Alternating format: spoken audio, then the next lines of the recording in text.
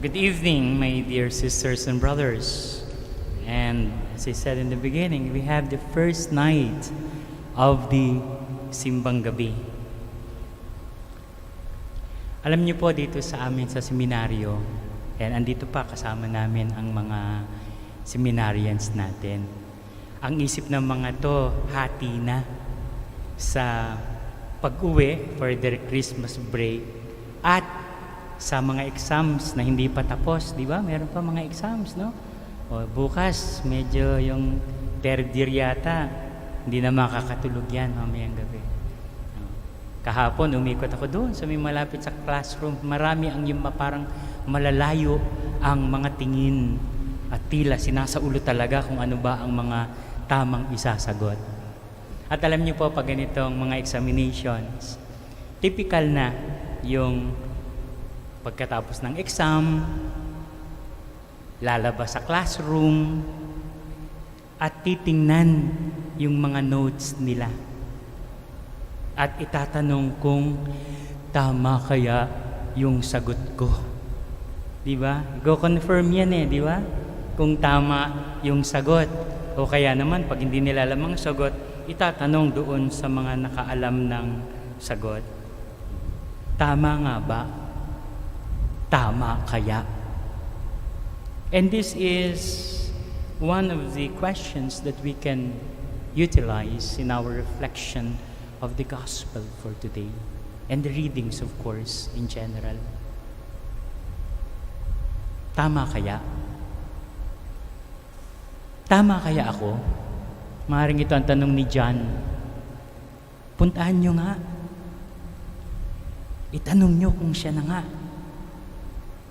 Itanong nyo kung siya na ang Mesiyas. Or should we look for another? Many would say that, well, nagda-doubt ba si John? I don't think so.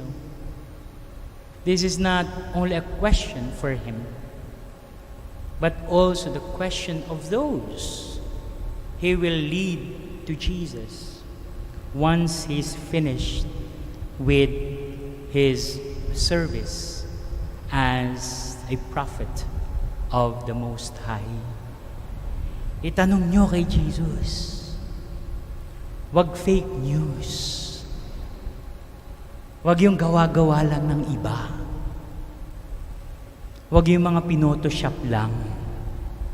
You go there and you ask. Parang kayo. You come here so that you can have that experience of the Eucharist with Jesus. And Jesus did not disappoint. Not only about his rhetoric, his words can be convincing. Alam natin yan.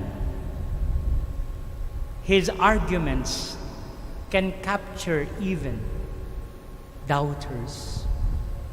But this time, Jesus said to the disciples of John, tell John what you saw. And what you saw are actions referring to the fulfillment of what has been told about the Messiah. Na ang darating ay magpapamulat ng mata ng mga bulag. Ang mga lumpo ay makalalakad. Ang mga ketongin ay nalinis. Nakarinig ang bingi. At ang mga mahihirap ay nakatanggap ng mabuting balita. And not only in this particular verse or text that we can hear or see what happened to Jesus. All of these actions were all throughout the accounts of the evangelists and later on with the apostles of Jesus. Tama ka dyan when you pointed us to Jesus. When you said, prepare the way, prepare your hearts. to receive Jesus because He is the one that we await. At ito rin ang sagot sa atin. Ikaw, tayo, yung mga kumapit sa Diyos at kumakapit sa Diyos. In spite of the trials and difficulties that we are encountering, we held on. Naghintay tayo. Darating din yung araw na makakapagmisa na uli tayo ng ganito. 80% nga raw no?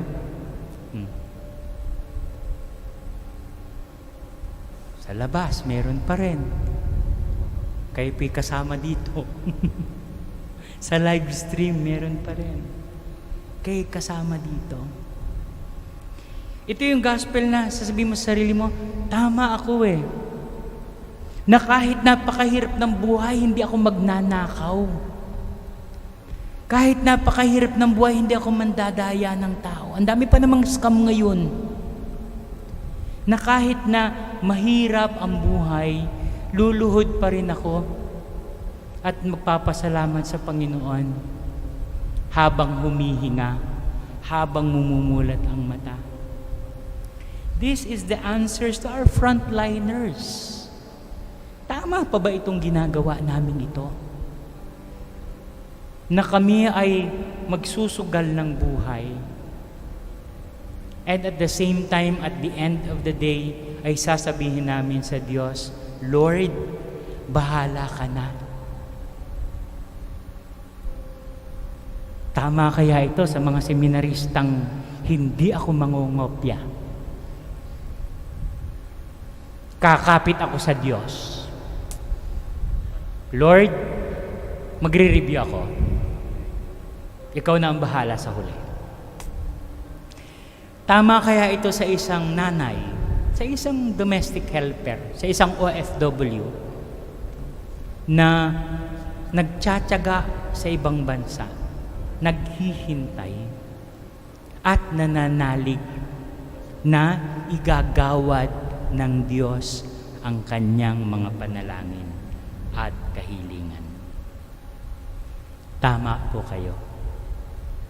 When you stick to Jesus, when you hold on or held on to Jesus, because He is the one to come. At ito ang tema na pinili ng ating shrine. Tema ng paglalakbay. Tema ng pakikiisa. Kaya nga through the wisdom of our shrine rector, ayan, ang ating Belen ay isang paglalakbay, may daan, may tulay. At ano ang nasa dulo? Ang nasa dulo ay si Kristo. Ang nasa dulo ay Diyos. Paskomunyon, communion, Paskosali, participation, Paskomisyon. I will be one in communion. I will be one in participation. And I will go out and tell others na tama kayo kapag pinili nyo si Kristo. Kasi, ayan, sabi niya, sabihin nyo kay John ang inyong nakita. Kaya sa pag-uwi nyo, ganun din. Sabihin nyo kung anong inyong nakita. Sabihin nyo kung anong inyong narinig. Sabihin nyo ang inyong tinanggap. Ang tinanggap nyo ay ang divine word, ang salita, at ang body and blood ni Jesus. As a church, one with Jesus, in communion, in participation, and in mission. Tama ba ang sagot ko? Tama ba ang pinili ko? Tama po.